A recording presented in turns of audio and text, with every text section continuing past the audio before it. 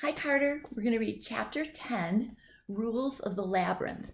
A labyrinth is a fancy word for a maze. Pickett charged ahead with torches held high, the white rabbit carrying Heather right behind him. They moved through a narrow, rocky passage into a wider room. Pickett noticed vaguely that there were drawings on the walls and some crumbling tapestries hanging. A tapestry is like a cloth picture that's woven. He tripped over what felt like cups on the floor. They waited here a moment, then the white rabbit ran on into another hallway, which led to another and still another room, similarly covered with a sparse assortment of neglected objects. Pickett followed behind or beside the white rabbit from room to room, providing the needed light and looking, always looking at Heather with concern. The white rabbit stopped to listen, grew frustrated, and hesitated at every turn. Pickett was sure he heard voices inside the caverns, but they were distant and indistinct. They raced on and on.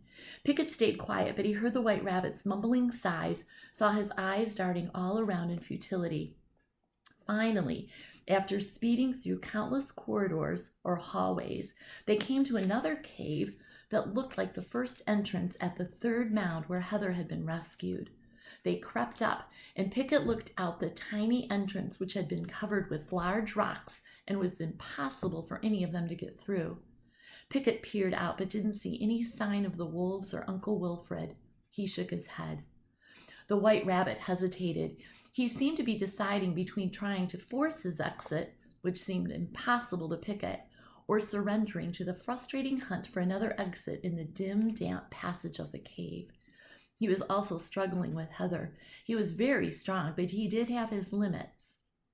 Pickett heard scraping and clawing coming from deep inside the cave. Had it been there the whole time? He was unsure, but it was there now. The only other sound was the constant noise of water, which would increase or decrease depending on where they went. The white rabbit ran back inside the passage, bearing Heather, with Pickett following hard on his heels with torches. They stopped to listen again and again. They found many similar rooms, but no way out. The white rabbit finally collapsed to his knees and laid Heather down. He sagged, gulping air and heaving deep breaths. For the first time, it came to Pickett that he and Heather weren't the only ones who were exhausted. He had no idea how long Uncle Wilfred and this rabbit, whose name he did not know, had been without rest. "What's your name?" Pickett asked. "My name?" The white rabbit gasped. I'm Smalls." "Smalls?" Pickett asked, surprised. "I know," Smalls said with a weary, wheezy laugh. "It's strange, but I've always been little." Then it occurred to Pickett that though they were roughly the same size, he might still be younger. And Smalls had the same lean, muscular frame that Uncle Wilfred had. "Smalls," Pickett said, motioning in the air as if counting and concentrating hard. "I'm good at math." "Well, that's fantastic, Pickett. I wish we were in math lessons now, working on a hard math problem." He sounded completely exhausted. "We are, Smalls," Pickett said. "This is a labyrinth, but it has rules." Smalls stood up. "Go on." Pickett furrowed his brow, thought for another moment. "Well, I know this area. I know 7 mounds, at least from the outside, and while we've been running around in here—" "Wasting time," Small interrupted. "No," Pickett said, "it hasn't been a waste. I've been getting to know the inside." He paced back and forth as he spoke. "When we looked outside, I recognized the second entrance, the blocked up one, as being outside the 5th mound. We came in the 3rd mound. Now, by the way we came, it seems clear to me that there was no similar room in the 4th mound. We've been going around inside through these 3 mounds, the 3rd, 4th, and 5th. I think if there's no entrance in the 4th mound, and there isn't, then maybe there isn't an entrance for the 2nd and 6th mound." "Okay, I sort of follow," Smalls said. "So I know there's a stream up near the 1st mound, and there's the stream you heard, which comes out and must join the brook that runs right past the 7th mound." "So," Smalls said, "you can find the stream entrance and Uncle Wilfred," Pickett finished. "I think so." "Lead on," Smalls said, bending to scoop up Heather once more. Pickett ran with Smalls right behind him, bearing Heather, who was still unconscious. They heard noise in the distance, which sounded like wet wings flapping and terrible screeches. Every noise echoed, and the caves resounded with pounding steps. They ran on harder, Pickett making some adjustments in their route, until they came through a long tunnel, longer than they'd been through before. "The seventh mound," Pickett yelled. "There's a longer distance between the sixth and seventh mound." "Great," whispered Smalls, "but keep your voice down." Behind them, they heard a growing noise of hurrying figures shouting and cursing, closer and closer.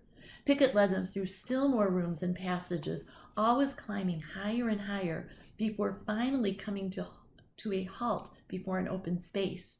In front of them were 3 entrances to separate passages. Heather stirred in Small's arms. "Please tell me you know which one is ours," Small said, looking back as the noise behind them grew louder.